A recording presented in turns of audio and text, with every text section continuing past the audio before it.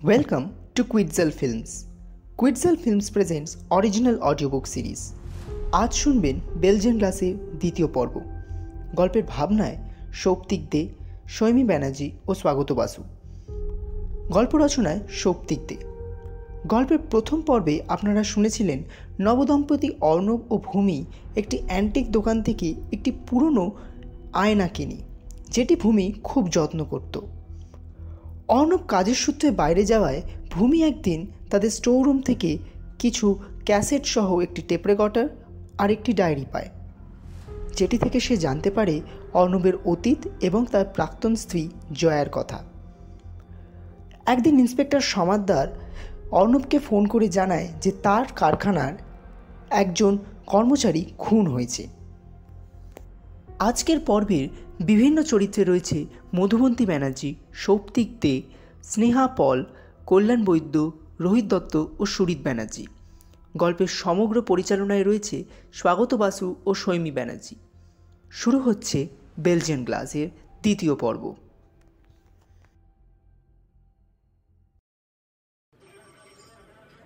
সুমিত আপনার কারখানায় কবে থেকে কাজ করছে? ওই বছরখানেক তো হয়ে গেল। কোনো অস্বাভাবিক কিছু লক্ষ্য করেছিলেন ওর মধ্যে? না, সেরম তো কিছু দেখিনি। দিব্য কাজ করছিল। নেশা টেশা করতো? না স্যার, ও খুব ভদ্র ঘরের ছেলে। ওর ফ্যামিলি খুব গরিব। এই খুনের ব্যাপারে কিছু বলতে চান? না স্যার, আমার কিছু বলার নেই এই নিয়ে। আমি তো বুঝেই উঠতে পারছি না এটা কী করে হলো। তবে খুনি যেই হোক না কেন, সে যেন উপযুক্ত শাস্তি পায়। ঠিক আছে, আপনি এখন আসতে পারেন। আমরা ইনভেস্টিগেশন শুরু করে দিয়েছি। খুনিও তাড়াতাড়ি ধরা পড়বে। আচ্ছা, বলছি ফ্যাক্টরি কি চালু রাখতে পারি? হ্যাঁ, তা পারেন। অত আমরা আপাতত সিল করছি না। তবে হ্যাঁ, আপনি বা আপনার অন্য কোনো কর্মচারী যেন শহরের বাইরে না যায়, যতদিন না কোনো কিনারা হচ্ছে। Okay sir, thank you. আমি তাহলে আসুন, কি হয় সব আপনাকে জানানো হবে।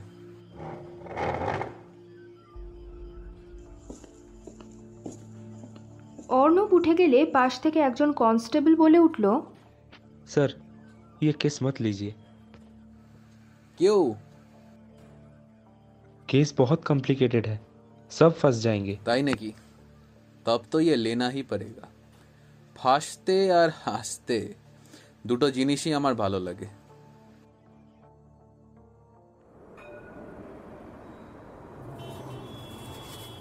থানা থেকে বেরিয়ে অর্ণব দেখল ভূমি দুবার মিসড কল দিয়েছে। সে ভূমিকে কল ব্যাক করলো।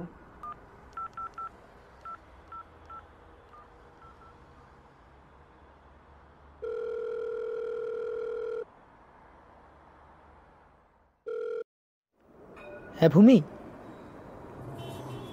কতবার ফোন করছি, রিসিভই করছো না। আরে টেনশন করো না, everything is okay. Police investigation start করে দিয়েছে, খুব তাড়াতাড়ি সব কিছু ঠিক হয়ে যাবে। তার পরের দিন ইন্সপেক্টর সমাদ্দার অর্ণবদের বাড়ি গেল।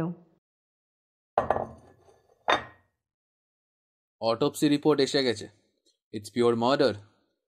তবে খুব সিম্পল ওয়েতে মেরেছে। নর্মাল পেছন থেকে স্ট্যাব আর তার ওপর কোনো ভারী বস্তু দিয়ে মাথা থেতলে দেওয়া।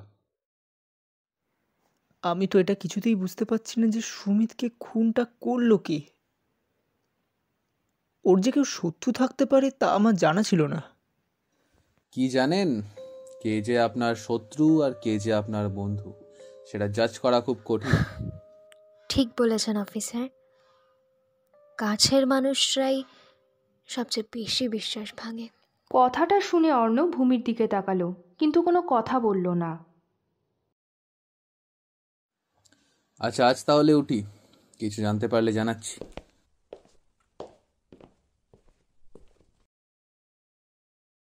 সেদিন রাত্রে খেতে বসার সময় অর্ণব ভূমিকে জিজ্ঞেস করলো,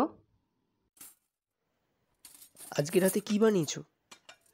তোমার ফেভারিট ডিশ তরকা আর রুটি। অর্ণব তো অবাক। ভূমি কি করে জানলো যে তরকা আর রুটি ওর ফেভারিট ডিশ? সে তো ভূমিকে বলেছিল পনির পাসিন্দা।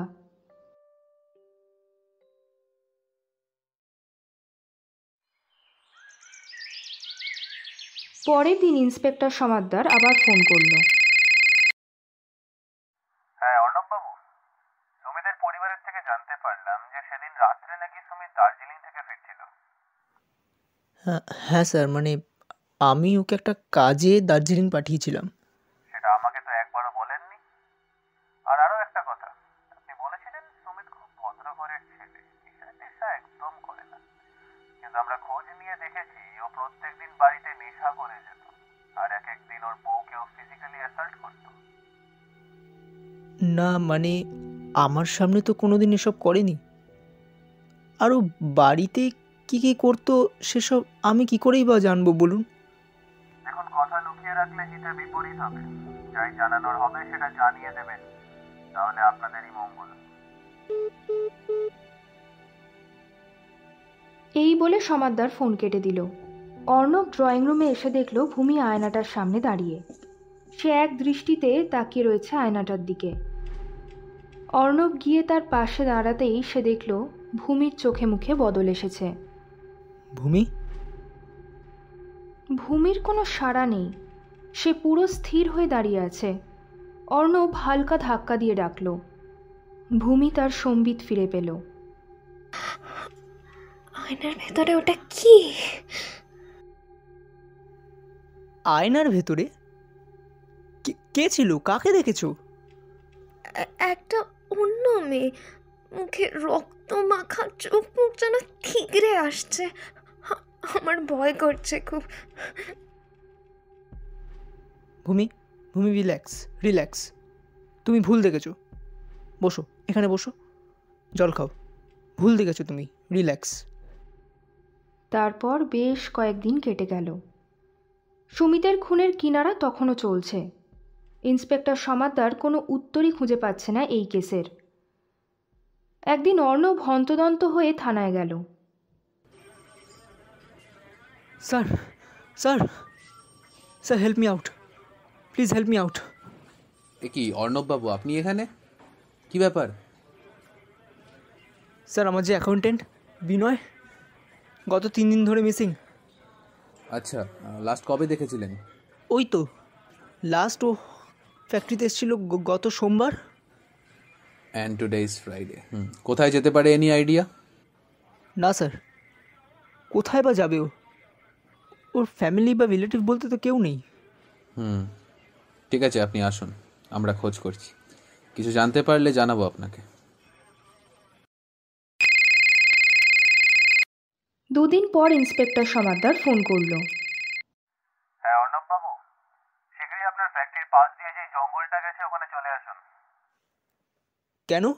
আবার কি হলো? আচ্ছা, বিনয়কে কি খুঁজে পাওয়া গেছে? হ্যাঁ পাওয়া গেছে, তবে জীবিত নয়, মৃত। সঙ্গে আরো একজন আছে, নাম জানা যায়নি। এ আপনি কি বলছেন? খুন করা হয়েছে। দাঁড়ান, আমি আসছি। কোথায় যাচ্ছ? ভূমি, বিনয় আর আমাদের আরেক কর্মচারী খুন হয়েছে। আবার খুন? এসব কি শুরু হয়েছে বলো তো? আমি জানি না, তবে একটা কথা বলবো। তুমি ওই মিউজিকটা যেটা শোনো, মানে ওই ক্যাসেটটা, ওটা প্লিজ আর শুনো না। তুমি যবে থেকে ওই মিউজিকটা শুনছো তবে থেকে এইসব শুরু হয়েছে। কিছু তো একটা আছে ওই মিউজিকটার মধ্যে। প্লিজ ওটা শুনো না, ওটা চালিও না। একটা মিউজিক কি এমন করতে পারে? আচ্ছা ঠিক আছে, আমি আর শুনবো না। তবে আমার তোমাকে একা ছাড়তে খুব ভয় লাগছে অর্ণব। না, তুমি বাড়িতেই থাকো, তোমার এসব ভালো লাগবে না। আমি ঘুরে এসে সব কিছু জানাচ্ছি তোমায়। শোনো, পাহাড়ি রাস্তা, সাবধানে।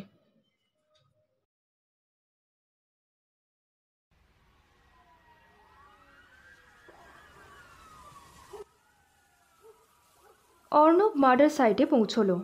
গিয়ে দেখলো ওদেরকেও একইভাবে মারা হয়েছে। সামনে থেকে ধারালো বস্তু দিয়ে আঘাত করে তারপর ভারী কিছু বস্তু দিয়ে মাথা থেতলে দিয়েছে। অর্ণববাবু, এই নিয়ে 3 জন আপনারই ফ্যাক্টরির লোক এরম নৃশংসভাবে মারা গেল। আমি কিছু জানি না স্যার, কিচ্ছু জানি না। আপনার কি কোনো রাইভাল আছে? কেন বলুন তো? না, আসলে অনেক সময় রাইভাল গ্যাংয়ের লোকেরা এসব করে থাকে থ্রেট হিসেবে। না, রাইভাল তো সেরম কেউ নেই। এই বিনয় ছেলেটা কবে থেকে আছে? প্রথম থেকেই। ও খুবই বিশ্বস্ত একটা ছেলে, আর হিসেব নিকেশের কাজেও খুব এফিশিয়েন্ট। আর ওই ছেলেটি? ও অনেক দিন, প্রায় 2-3 বছর হতে চলল। আচ্ছা, এবারের ইনফরমেশনগুলো অথেন্টিক তো? ইনভেস্টিগেশন করে আবার অন্য কিছু বেরোবে না তো আগের বারের মতন? আপনি ইনভেস্টিগেশন করে দেখতে পারেন স্যার, আমি যা বলছি সব ঠিকই বলছি। হ্যাঁ, তা তো করবই, বাদ দিন। দেখুন, দেখে যা মনে হচ্ছে এই কেস সুবিধের নয়, একটু সাবধানে থাকবেন। ম্যাডামকেও একটু সামলে রাখবেন।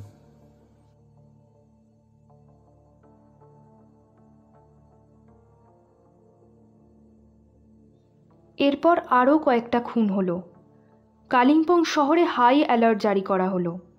যারা খুন হয়েছে তারা সবাই আগে অর্ণবের কারখানায় কাজ করত। সমাদদার কোনো কুল কিনারাই পাচ্ছে না এই কেসের। একদিন সন্ধেবেলা অর্ণব বাড়ি ফিরল। এসে দেখল ভূমি ঘরে কোথাও নেই, আর সারা ঘর তছনছ হয়ে আছে। ভূমি, ভূমি, ভূমি কোথায় তুমি? ভূমি? বেডরুম থেকে ভূমির আওয়াজ আসছে। ভূমি, ভূমি, চলে যাও এখান থেকে, চলে যাও, চলে যাও। আমি করিনি খুন, আমি খুন করিনি। ভূমি, চলে যাও। ভূমি, ভূমি কি বলছো? কে কে দাঁড়িয়ে আছে? কোথায়? কাকে বলছো? আমি এসছি, আমি আমি আমি ভূমি, আমি আমি ওই তো ওইখানেই দাঁড়িয়েছিল আর বলছিল আমি নাকি খুনটা করেছি। কে কে কে দাঁড়িয়েছিল? কে দাঁড়িয়েছিল বলো? কে দাঁড়িয়েছিল? ওই মেয়েটা যে সেদিন আয়নার থেকে বেরিয়ে এসেছিল। ওই আয়নাটা আমি ভেঙে ফেলবো আমি এবার। যত নষ্টের করাচ্ছি আয়নাটা আমি ভেঙেই ফেলবো আজকে। এই বলে অর্ণব উঠে গিয়ে একটা লোহার রড নিয়ে এসে আয়নাটা ভেঙে গুঁড়িয়ে দিল।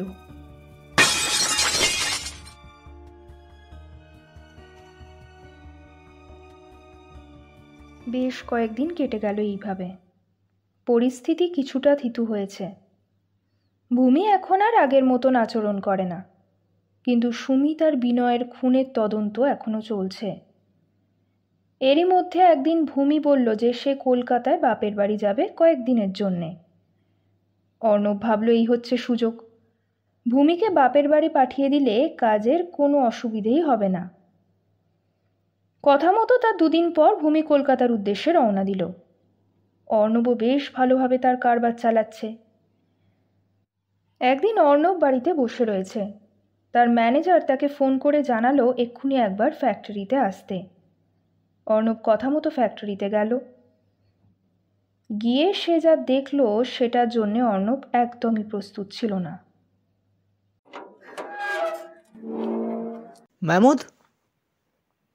মাহমুদ, এই লাইটগুলো কেন জ্বালাসনি রে?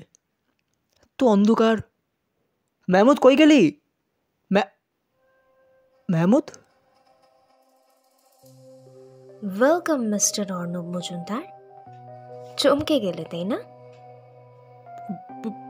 ভূমি, তুমি এখানে? তুমি তো কলকাতায়। ইয়েস, কলকাতায় গিয়েছিলাম, কিন্তু তোমাকে যে খুব মিস করছিলাম অর্ণব। তুমি কি কাজ করছো, আদেও সেই কাজটা করছো কি না সেটা আমার জানা খুব প্রয়োজন ছিল, তাই চলে এলাম। যদিও সবটাই জানতাম তাও। ভূমি, ভূমি, তুমি চলে যাও এখান থেকে, না হলে কি আমাকেও জয়ার মতো মেরে ফেলবে, তাই তো? তবে সেই ক্ষমতা তোমার আর নেই। ভূমির মুখ থেকে জয়ার নাম শুনে অর্ণব কি বলবে বুঝতে পারল না। তার চোখ মুখ সব বদলে গেল। ভূমি, don't insist me to become worst, এই কথাটাই তুমি জয়াকে বলেছিলে না? সব জানি আমি। তোমার সমস্ত কীর্তিকলাপ এখন আমার হাতে। কিন্তু আমার আগেও জেনেছিল জয়া, সে কিছু বিহিত করতে পারেনি, তবে আমি করব। ভয় নেই, পুলিশে দেব না, কারণ আমার মনে হয় হাজত বাস তোমার জন্য প্রপার শাস্তি বা জয়ের জাস্টিস কোনোটাই নয়। এই এই কি জানো তুমি জয়ের ব্যাপারে? হ্যাঁ, কি জানো? সব জানি, ইভেন এইটাও জানি যে আয়নাটা তুমি ভেঙে ফেলেছো সেটাও জয়ার ছিল। কিন্তু তুমি জানো না, আসলে তুমি যেই আয়নাটা ভেঙেছো সেটা জয়ার পছন্দের বেলজিয়ান গ্লাস নয়, সেটা আমারই অর্ডার দেওয়া সেই একই দেখতে একটা পাতি কাঁচের আয়না। আসলটা আমি স্টোর রুমে রেখে এসেছিলাম, কারণ আমি জানতাম তুমি সমস্ত রাগ ওই আয়নাটার উপর বের করবে আর পারলে ওটাকেও ভেঙে ফেলবে। কিন্তু কিন্তু ওটা তো জয়ের পছন্দের আয়না ছিল, আর আমি ওর পছন্দটাকে কোনো দিনও নষ্ট হতে দেব না। আর রইল পড়ে প্রমাণ, ওই যে দূরে ওই ব্যাগটা, যেটার মধ্যে রয়েছে তোমার সমস্ত পুরনো ডকুমেন্টস, জয়ার ডায়েরি আর সমস্ত রেকর্ডিংস। আর কিছু চাই? I will kill you. তুমি জানো না তুমি কার পেছনে লেগেছো? তুমি জানো না আমি কতটা খারাপ হতে পারি? অর্ণব মজুমদারের পেছনে লাগার ফল কিন্তু ভালো হবে না। তুমি আবার কি খারাপ হবে গো? তুমি তো এমনিতেই খারাপ। আর তুমি কি মনে করেছো আমাকে মেরে নিজের ব্যবসা কন্টিনিউ করতে পারবে? হ্যাঁ, তুমি অবশ্য পারবে, কারণ তুমি সব পারো। আমি তোমাকে বিশ্বাস করে তোমার সঙ্গে থাকতে চেয়েছিলাম, আর সেই তুমি কি না? না, এর শাস্তি তোমাকে পেতেই হবে, আর আমি দেব এই শাস্তি। জয়া পারেনি তো কি হয়েছে, ভূমি পারবে। ভূমি ব্যাগ থেকে একটা বন্দুক বের করলো, যেই বন্দুকটা অর্ণবের বাড়িতে রাখা ছিল। এটা এটা তোমার কাছে কি করে এলো? অর্ণব দৌড়ে গিয়ে ভূমির গলাটা চেপে ধরলো। এই, ওটা আমায় দাও, দাও ওটা আমায়, দাও বলছি, দাও, লিভ মি, দাও, লিভ মি অর্ণব। দিয়ে দাও বলছি, ওটা আমাকে দিয়ে দাও। ভূমি নিজেকে বাঁচানোর জন্যে অর্ণবের পেটে একটা লাথি মারলো। আহ! অর্ণব লুটিয়ে পড়লো মেঝেতে। তারা তো দেখাচ্ছি তোর মজা। অর্ণব উঠে গিয়ে ভূমির চুলের মুঠি ধরে টানতে লাগলো, আর বন্দুকটা হাত থেকে কেড়ে নিতে গেল। কিন্তু ভূমি কিছুতেই বন্দুকটা ছাড়তে রাজি হলো না। আমাকে দিয়ে দে বলছি, দিয়ে দে ওটা আমায়, দিয়ে দে। চুলটা ছাড়ো অর্ণব, লাগছে আমার। দে আমায় ওটা, আমাকে দে, দে ওটা, দে, দে ওটা ভাই। হাতাহাতিতে হঠাৎ করেই ভূমির অজান্তে গুলি চলল। অর্ণব যন্ত্রণায় কাতরাতে কাতরাতে মেঝেতে পড়ে গেল আর মৃত্যুর কোলে ঢলে পড়ল।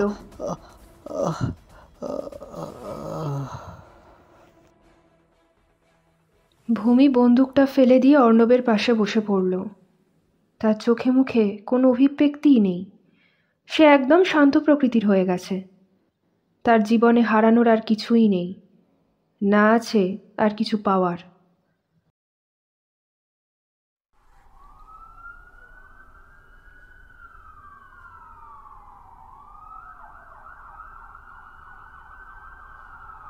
কিছুক্ষণের মধ্যে ইন্সপেক্টর সমাদ্দার সেখানে উপস্থিত হলো। এসে দেখল যে ভূমি অর্ণবের মৃতদেহের সামনে বসে আছে, আর ওই পাশে আর একজন পড়ে আছে যে জীবিত কিন্তু আহত। ওটাকে জিপে তুলুন कांस्टेबल, और ये बंदूक और वो बैग उसको भी ले लो। जो हुकुम सर। मैडम আপনার হাতটা দেখি।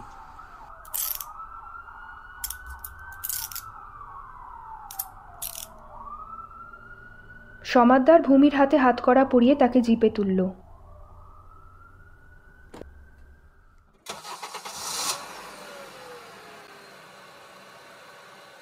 ভূমি আর একজন আসামিকে জিপে তুলে গাড়িটা চলল একটা অন্য নির্জন রাস্তায়। পথে যেতে যেতে ইন্সপেক্টর সমাদদার জয়ার ডায়েরি ও রেকর্ডিংগুলো ভালো করে শুনল। করবে তুমি আমার? মারবে? মেরে ফেলবে? যাও যাও পুলিশের কাছে। যাও প্লিজ যাও, পুলিশের কাছে যাবে তুমি। যাও যাও পুলিশের কাছে যাবে তুমি। যাও না, যাও পুলিশের কাছে যাও। তারপর একটা ফাঁকা জায়গা আসতেই ड्राइवर गाड़ी रोको।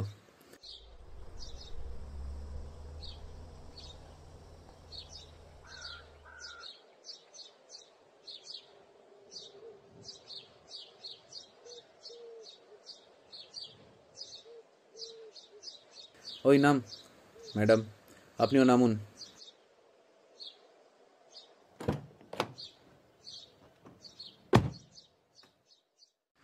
যা, তোর ছুটি। ভাগ। ম্যাডাম আপনি দাঁড়ান, আপনার সাথে কিছু কথা আছে। ধন্যবাদ স্যার, ধন্যবাদ ধন্যবাদ স্যার।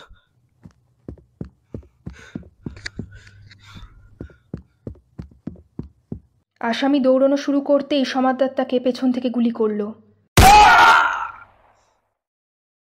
কনস্টেবল হাতকড়াটা খুলে দাও। নিন ম্যাডাম, অর্ণবের খুনিকে আমি এনকাউন্টার করে দিয়েছি।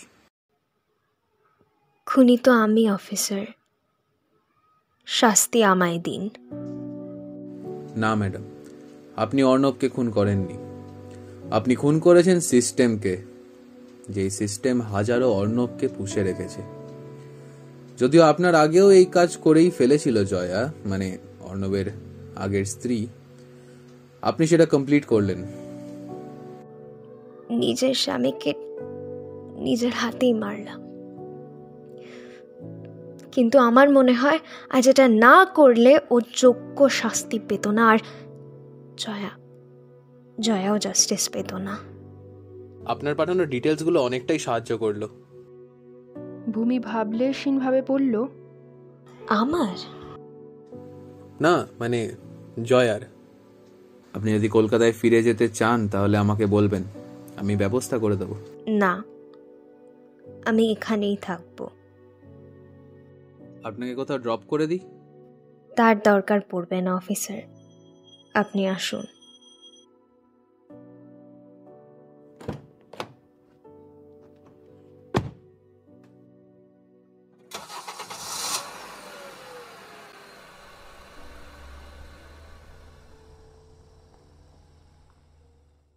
বেশ কিছুদিন পর। सर ये चिट्ठी आपके लिए। হ্যাঁ জানি, ট্রান্সফার লেটার এসেছে। স্যার আপনার মতো অফিসারদের তো এটা হয়, पर স্যার বাকি সব মার্ডার কেসগুলো? স্মাগলিং কেস এসব তো হয়েই থাকে। Revenge revenge. চলুন এক কাপ চা খেয়ে আসা যাক।